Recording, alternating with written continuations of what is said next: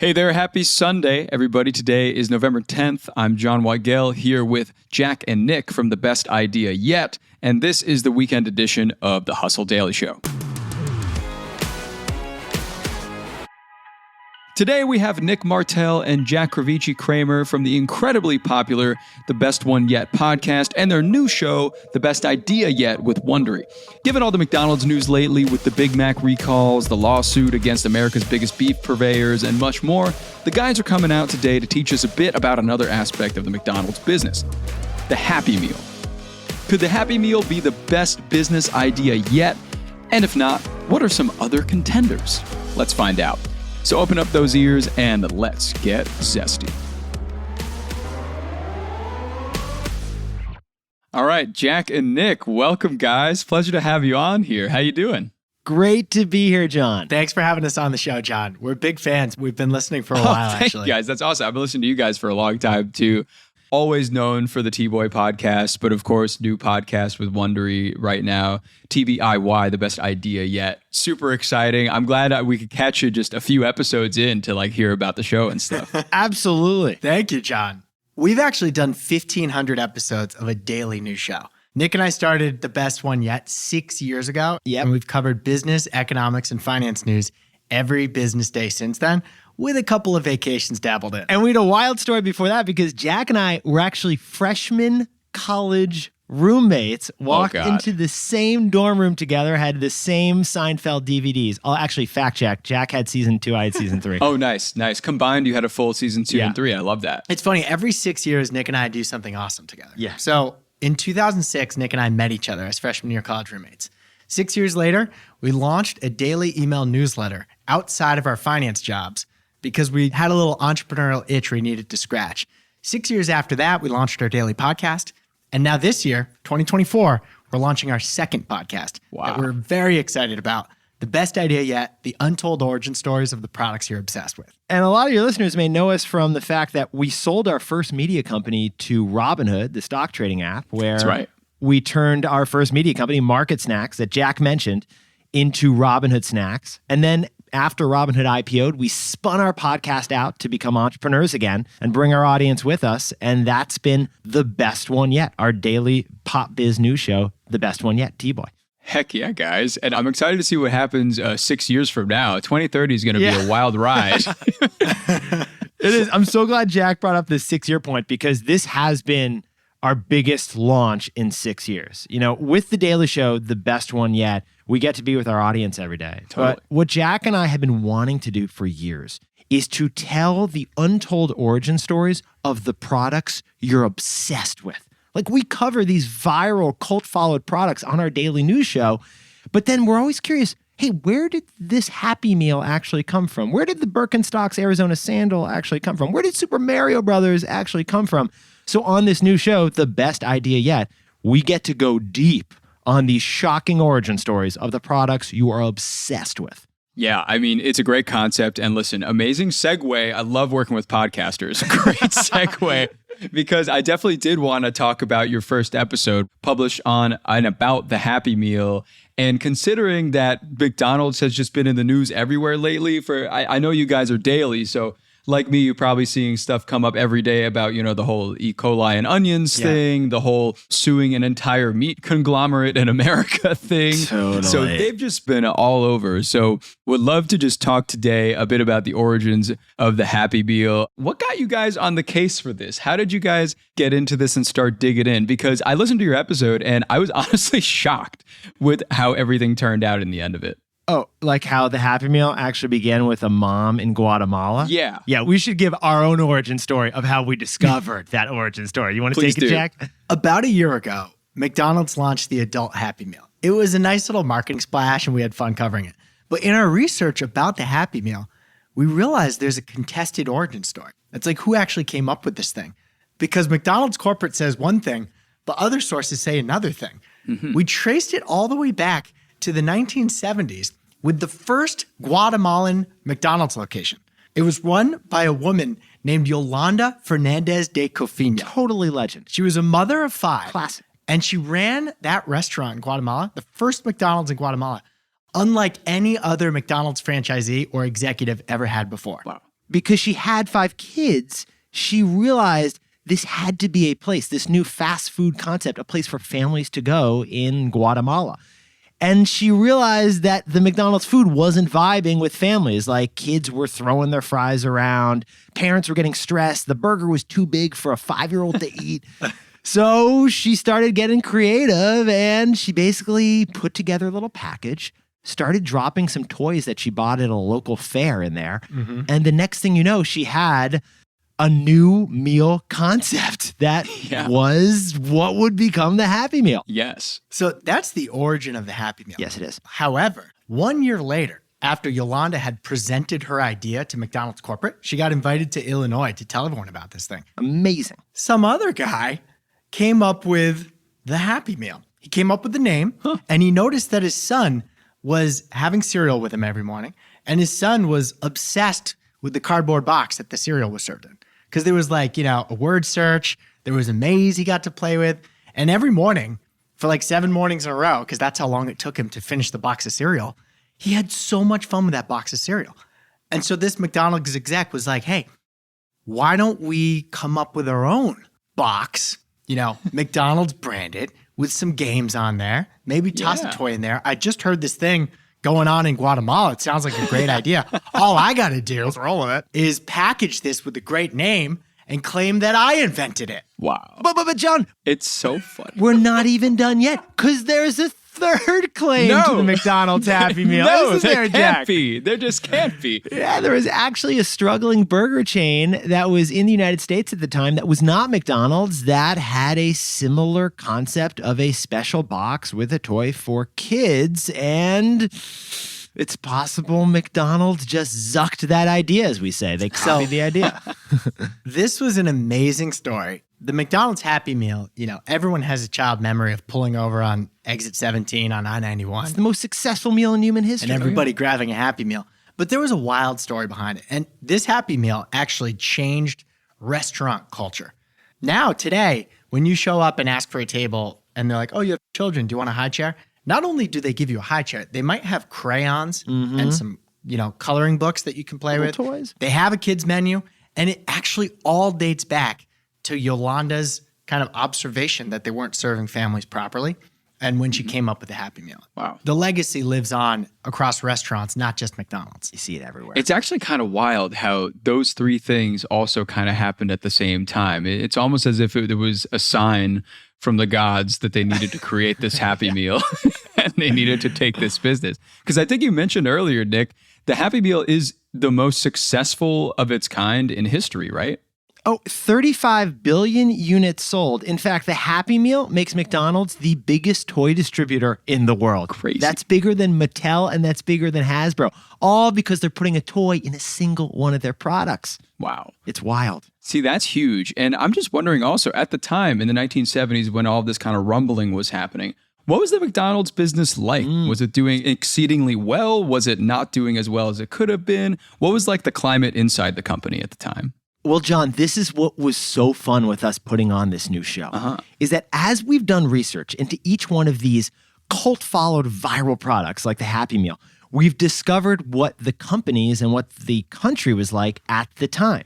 So to give you a little anecdote of something else we discovered, this story isn't just about the Happy Meal. It's also about how McDonald's was doing things like Hamburger University. Oh my God. Jack, you want to share what a Hamburger University is? This episode gives you the idea of how franchise business models work. Yeah, it does. And Hamburger University is a once annual thing that all franchise owners can apply to, and not everyone gets accepted. In fact, getting accepted to Hamburger University had a lower acceptance rate than Harvard did. Wow. It is easier to get a Harvard degree than a hamburger degree. Because they fly you into Illinois, where McDonald's had a corporate campus, and they teach you all the ins and outs of running the perfect quick service restaurant. Wow. And how long did that last for? Can you still apply to Hamburger University? Yeah, it still exists. I call it HU. It still does. Yeah. But John, this is something we love with these episodes so much, that we take you to a different time and a different place. The second episode of our new series is about the Birkenstock's Arizona sandal. And the Birkenstock family goes back to 1774, before the United States. A cobbler invented a shoe that basically hugged the bottom of your foot.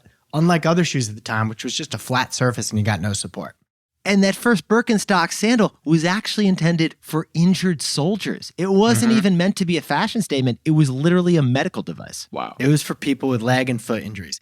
But in this episode on Birkenstock, we go to one crucial moment. And that's what we do in all the episodes of our show. One crucial moment when someone took a big risk to create something new that people eventually loved, and that risk paid off. Wow. So in the 1960s, the 6th generation of Birkenstock was running the company. And hey, this whole like injured soldier business was doing fine, but they wanted to pivot into fashion. So they created the leather sandal that we know today as the Arizona sandal. Wow. And it wasn't quite working in Germany. But you know what? They came to the United States and they set up shop in San Francisco in the 1960s. Perfect time. As the hippie movement was beginning. Nailed the Oh timing. my God. This episode tells you about post-war Germany and hippie-era San Francisco. And, you know, eventually Steve Jobs develops the iPhone wearing the Arizona sandal. Wow.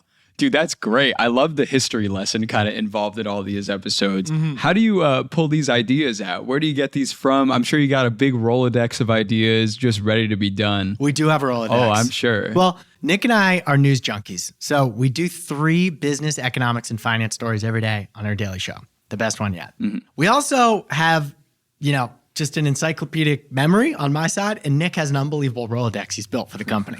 And one thing we want to do is leave a legacy of evergreen episodes that can be consumed anytime. Cool. Because with each episode of a news podcast, it gets less and less valuable with each passing day. So we're creating a collection of the brightest success stories in business, the true triumphs where someone took a risk and it paid off and they were rewarded for it. And we were all rewarded with an amazing product. So over the course of our 6 years of doing the pod, we've just said, hey, that's an amazing origin story. I can't believe people don't know this. We have to dive deep on this and do 45 minutes and tell the whole story. And John, you know what's an angle I think the Hustle audience would really like too? Oh, what is it? You know, Jack and I have been reading the Hustle newsletter since we basically started our newsletter years and years ago. And we followed the daily podcast show and you guys jumped into audio. And you guys have focused so well on entrepreneurship and these kind of human and entrepreneurial insights and hacks and tweaks and ways to either grow your company or improve your life. And that's what these episodes are filled with. So what Jack and I try to do in every episode, whether it's the Super Mario Brothers episode we just did, or Birkenstocks, or the Jeep, or one we've got coming out on the Oregon Trail, or the Happy Meal, what we've done is we've also sprinkled in our business insights and takeaways along the way in a way that's woven in so that you can enjoy them as part of the story. For example, with Super Mario Brothers, we talk about Nintendo, which is at the time a struggling company. Nintendo was struggling so much before Mario Brothers that they were actually selling ramen and had a hotel operation. Nintendo was in the hotel industry, but they took a chance on a single artist who was living in the forest outside of Kyoto, who had this idea that eventually became Super Mario Brothers. And the exciting thing is that Nintendo has a business strategy called the infinite game. And Jack, how does the infinite game work at Nintendo? The infinite game is an amazing HR strategy, but it applies to creativity generally. Basically, when there's economic downturns at Nintendo, they do everything they can to avoid layoffs. Oh, yeah. I've heard of this. Because they know if their employees are worried about getting laid off, they're not going to be creative. You know, you're not going to create the next Donkey Kong or the next Zelda if you're worried that your job could be gone in a week. Right. So management takes pay cuts. They find other ways to save money during economic downturns. They keep their creatives feeling safe and comfortable because that's how creativity blossoms.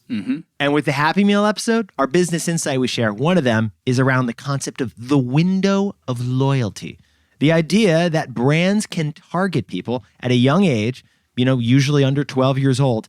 But when they do and you connect with a product, then you're typically loyal for life. So that's why McDonald's has the Happy Meal, because it turns you into McDonald's customer for life. And that's why they can serve the adult Happy Meal now. It's because you're nostalgic for the original one. And then you take your kids and you feed them a Happy Meal. Yeah. So the window of loyalty was another strategy we discussed. That's important for other entrepreneurs out there to know. Jack and I talk about it all the time, that we see it perfectly with the Happy Meal. Yeah, I mean, creating customers for life. It's a big thing that they've done, and they've managed to do it really well. Yeah. Like, did you guys get Happy Meals when you were kids? Absolutely. Yeah. Totally. Look, everybody did. I eventually graduated to the Big Mac. But before that, the 4 or 6 piece chicken McNugget. Oh my God. We were talking about our favorite ones. Still remember the Batman ones from the 90s. I mean, when they did the X-Men, when they had X-Men toys in the box. Come on now. That was incredible. And who could forget the Monopoly sweepstakes? Oh, yeah. If I had only gotten that second Jeep one, I would have won a free Jeep. I was hunting for that forever. Jack, I'm impressed you graduated to the Big Mac because I think I just graduated to 2 Happy Meals, which is like 1 Big Mac. Excuse me, sir. Can you stack those Happy Meals for me? I'll say Make it a double. Make it a double Happy Meal. John, one other thing that inspired us to launch this series is we've noticed a bias for negative news in the news industry. Downfall stories. You know, if gas prices are really high, there's going to be tons of news coverage of gas prices being really high because people click on negative news headlines more than they click on positive headlines. Right. So you won't see any stories about gas prices being low. It's the same reason why you see entrepreneurial or founder stories now about the fall of WeWork or the fall of Theranos. There are plenty of downfall stories. They all end up becoming Hulu movies. But Jack and I wanted to identify the stories that really made us feel brighter. Yeah. We wanted to identify the triumphs. And we believe this contrarian bet of ours that people want to enjoy a triumph and celebrate in the success of a product they already loved, but to love even more after understanding this, that one person took a huge freaking risk and put their entire savings on the line and their reputations to create something. We think that's a story that people want to consume right now. Yeah, 100%. And, you know, considering that, last thing here for you guys, do you consider the Happy Meal the best idea yet? Yes. Until the next episode. Good answer. Yeah. So the Happy Meal is the best idea yet, but I think we're about to launch the Sriracha episode, and Sriracha may actually be the best idea yet. Spoiler, the story of Sriracha involves gold bars, a really long boat trip, and a guy with a van. Oh, God. Sounds like my graduation ceremony. It's a refugee story unlike any other. That's awesome, you guys. Well, you guys have been great. Thank you so much for coming to the show today, telling us a little bit about the best idea yet, telling us a little bit about the Happy Meal. It's been a pleasure having you guys, and good luck. I will definitely be listening, as will, I'm sure, a lot of our audience. Thanks, John. Thank you, John. It's available to listen free wherever you get your pods. And by the way, John, as a couple guys who also do a daily show, we just give a shout out to you for all the work on daily programming. We know how much goes into a daily podcast. Thank you, guys. And congratulations to you and the whole team on not just a great show, but doing it every day. Keep up the amazing work. It's fun to listen, man. And congrats to you guys on doing it every day plus another one. So we heard your episode about the McBroken website, and that was just a really fun listen. Speaking of McDonald's. Anyway, we'll let you go. All right. Thank you, guys. Have a good one. Thanks, John.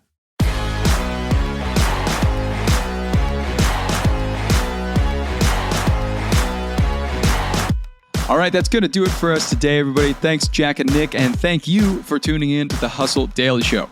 We're a proud part of the HubSpot Podcast Network. Our editor today is Robert Hartwig, and our executive producer is Darren Clark. We've got a ton more tech and business coverage in our newsletter. If you're not subscribed to it, go get yourself signed up at thehustle.co/email and throw us a follow on Instagram at The Hustle Daily. We'll see you Tuesday.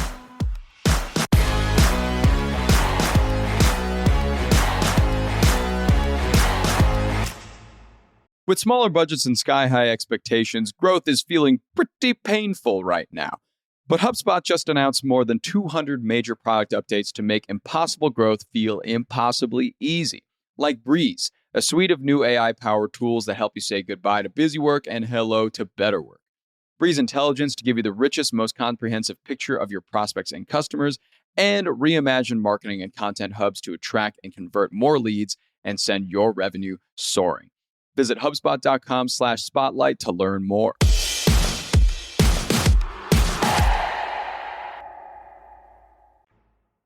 Hi, everyone. It's Michael Calore, Director of Consumer Tech and Culture at Wired, here with my colleagues, senior writer Lauren Good. Hello. And Wired contributor Zoe Schiffer. Hey, everyone. We're here to tell you about our new podcast, Uncanny Valley, a show about the people, power, and influence of Silicon Valley. Every week, we get together to talk about how technology and culture from the Valley is influencing our everyday lives. We dig into questions like, will we ever get our privacy back? Is OpenAI for real? and how are Silicon Valley billionaires impacting U.S. elections? The first episode of Uncanny Valley comes out on October 31st. Listen wherever you get your podcasts.